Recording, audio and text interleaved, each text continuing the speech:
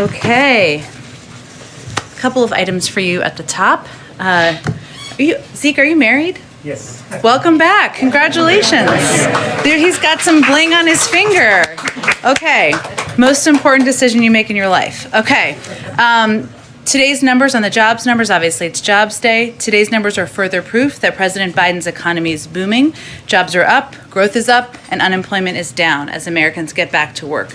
We see that clearly in today's data. This is the fastest monthly job growth in almost a year. Labor force participation also ticked up as more Americans got back to work. Since January, more than 1 million Americans have re-entered the labor force. Unemployment also fell sharply from 5.9 to 5.4%. See how we enjoy charts here. I will note the comparison. In total, we've created over 4 million new jobs, 832,000 on average for the last 3 months, with revisions upwards for the last 2 months. And over the first 6 months, we've created almost 700,000 per month on average. That's more jobs created faster than any other president's first 6 months in history. In comparison, the previous administration only created 1.1 million jobs in their first 6 months. And just last week, new GDP figures showed the United States economy has now made up the losses of the last 18 months and surpassed the pre-pandemic peak. I will note, as always, there may be ups and downs, but thanks to the strong foundation from the American Rescue Plan and the tools it gives us, as well as our vaccination program positions us to weather any challenges without going backwards or shutting down our schools or our economy. I also wanted to note, it's an exciting ringtone. Okay, that yesterday, President Biden released a statement on progress we've made expanding access to quality, affordable health care, a huge priority for him, with the expansion of the special enrollment period, which goes through August 15th. In February, we opened a special enrollment period to provide all Americans the opportunity to sign up for health insurance. In March, President Biden signed the American Rescue Plan into law, lowering premiums and saving families an average of $50 per person per month. And later in March, we extended the enrollment deadline to August 15th. 5 months later, the results are clear. More than 2 million Americans have signed up for health coverage. That's exciting. And we also launched a summer Sprint to Coverage campaign earlier this summer, leveraging robust paid media, increased community outreach, and more to get Americans signed up. So for those who don't have health care, go to healthcare.gov and you can sign up there and get more information. Also wanted to provide you all an update on COVID. Today we recorded 821,000 total vaccinations. This is the second day in a row we have got more than 800,000 total shots. The first time we've done this since June 30th and July 1st. Overall, more than 3.2 million Americans have gotten newly vaccinated over the past 7 days.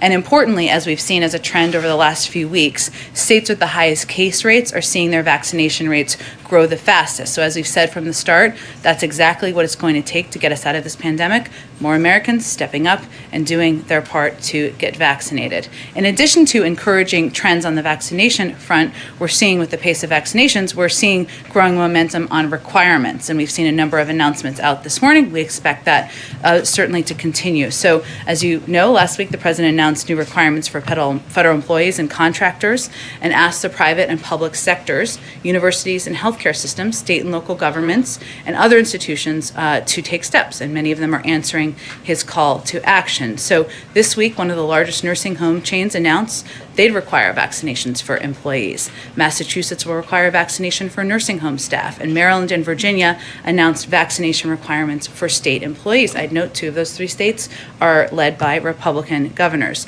Just today, United Airlines announced it will require all of its roughly 85,000 employees to be vaccinated by the end of September. So our message is simple. We support these vaccination requirements to protect workers, communities, and our country, and we hope to see even more action from the public and private sector over the coming weeks. Last piece for all of you, lots going on here, as you all know. This week, the administration officials held virtual listening sessions with groups representing landlords and tenant advocates to discuss state and local disbursement of emergency rental assistance funds and ways to protect renters from evictions. This is part of our ongoing outreach and ongoing effort to get money out in states and localities. Landlords offered ideas on how grantees might speed delivery and increase access access to rental assistance, and tenant advocates expressed challenges renters are facing in accessing emergency rental assistance funds, both issues we want to work to address. In both meetings, administration officials reiterated the commitment made by President Biden that our administration will not rest, nor should state and local governments, until emergency rental assistance dollars reach Americans in need. And as we know, given the rising urgency of containing the spread of the Delta variant, the president's overriding goal is, of course, keeping the American people safe and ideally in their homes. As part of this effort, the CDC has used the legal authority that Congress provided and developed the requisite record for a new targeted and dynamic eviction moratorium focused on counties with high or substantial case rates to protect renters and to help stop the spread of this new and more transmissible COVID variant. The administration believes that this is a proper use of a lawful authority to protect the public health, and the Supreme Court has not ruled otherwise. Ultimately, we hope these combined efforts will keep as many Americans safe and housed as possible. I usually have a week ahead. I will note for all of you that we expect the president to be here for a few days early next week. As you know, the Senate also is expected to be, and we will keep you updated as we know more specific details about his travel plans. Zeke. Thank you. First, on COVID, some developments in the states this morning. In Arkansas, a judge there blocked the state from enforcing its ban on schools and enforcing mask mandates. I was wondering if the White House had any reaction to that. And then similarly in Florida, where the legislature there was passing essentially a voucher program to allow parents to pull their kids out of school if there were mask requirements that they would like. What's the level of White House engagement right now with all of these different state governments, and for folks who are sort of puzzled by all these federal guidance, state guidance? What's the advice from the White House to parents worried about their kids in school? Well, since you reminded me, I also want to, for anyone who doesn't know Kevin Munoz, he's one of the amazing people on the press team who does COVID. So just reminded me, we call him Dr. Munoz because he's such a specialist in this area. So I pulled him out here with me today.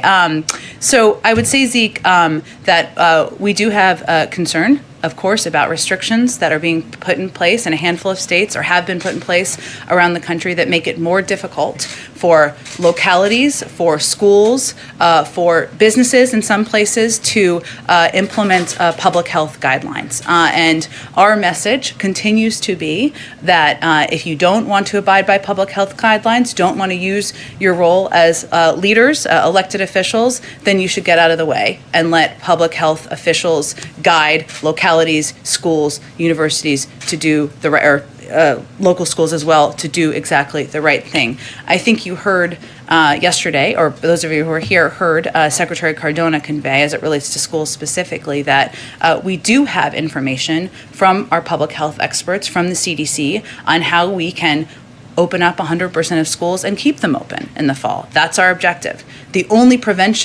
thing preventing that would be if officials in different states and localities put in place restrictions that make that challenging or impossible. And that is certainly concerning to us. Another COVID one for you. The president a few minutes ago said there are additional vaccination penalties, for lack of a better term, or burdens for those who are not vaccinated that are likely to come in the coming days. I was hoping you might be able to address what some of those are likely to stand as a new policy here at the White House and additionally across the federal government as well, in terms of forms people have to fill out under potential criminal or civil penalty.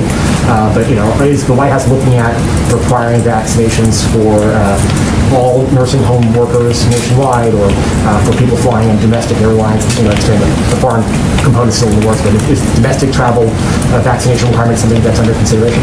Well, I know there was also, in addition to the president's comments, some reporting overnight as well that a number of you have asked us about, understandably. And I would say that and the president's comments certainly reflect what we always do in this administration, which is discuss policy options about how we can continue to mount a wartime response against the virus. So what he was conveying, and I think for those of you who have asked us about reporting overnight, yes, there are early conversations, early discussions about a range of options. Those are all early stage, they're pre-decisional, and I don't have any policy decisions to preview for you because we're not at that point in the process. I know you didn't ask me about this, but since others have, I would also note that there has been some reporting around discussions about around cruises in universities, and that would not be accurate.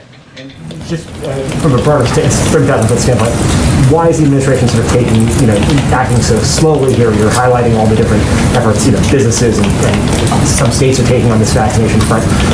Shouldn't the White House sort of lead in front here to sort of try to really increase the sort of maybe wield that stick a little bit more for people who are still waiting on the sidelines and not rolling up their sleeves? Well, Zeke, I would say that the president led 8 days ago by delivering a speech where he conveyed that the federal government would be taking actions, conveyed that there would be requirements for federal government employees and contractors, and also asked the public and private sector to take actions on their own. And we're seeing that happening. So we are going to consider a range of options. There are factors, as I think you all know, as you consider these policy options, pros and cons.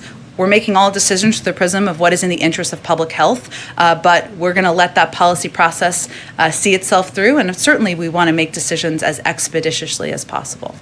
Go ahead. Thanks, Jen. Given the strength of today's jobs numbers, has the president decided that he's not going to seek to renew the beefed up unemployment benefits when they expire next month? I know earlier this summer he said that it would make sense to let them lapse, but that was before the Delta variant really took hold. There has not been any decision about this at this point. He's still deciding whether to ask to renew them, whether to seek to renew them or not. Correct. At this point, they're expiring at the beginning of September. Nothing has changed on that front, but a final decision has not been made. And then on Afghanistan, the Taliban has made big gains this week. They're surrounding a number of cities. They've taken control of a provincial capital. They assassinated government officials. Has all of that caused any reflection, second thoughts on the part of the White House when it comes to the Afghanistan policy or any changes in the strategy there? Well, first, let me strongly condemn, on behalf of the government, of course, the assassination of Dawa Khan Manipal, the director of the Afghan Governmental Information Media Center. His murder follows the bombing attack in Kabul earlier this week that targeted the acting Afghan defense minister. The Taliban has claimed responsibility for this later attack, and there's no reason to doubt reports they are responsible. Additionally, there are credible reports, as you've touched on, of atrocities and retaliation against civilians in other Taliban-controlled areas, which, of course, we are closely tracking and concerned about.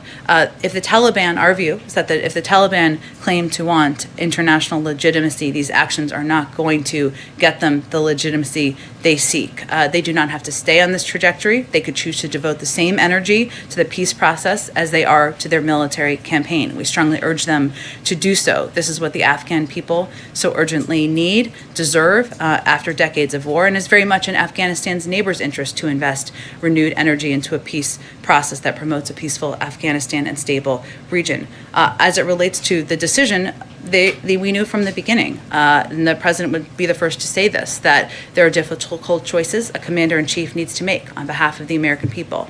The president made clear after 20 years at war, it's time for American troops to come home. And as he said at the time, the status quo was not an option. The Taliban was prepared to attack U.S. and NATO troops after May 1st, which was the deadline for our departure. He also feels and has stated that the Afghan government and the Afghan National Defense Forces have the training, equipment, and numbers to prevail. And now is the moment for the leadership and the will in the face of the Taliban's aggression and violence.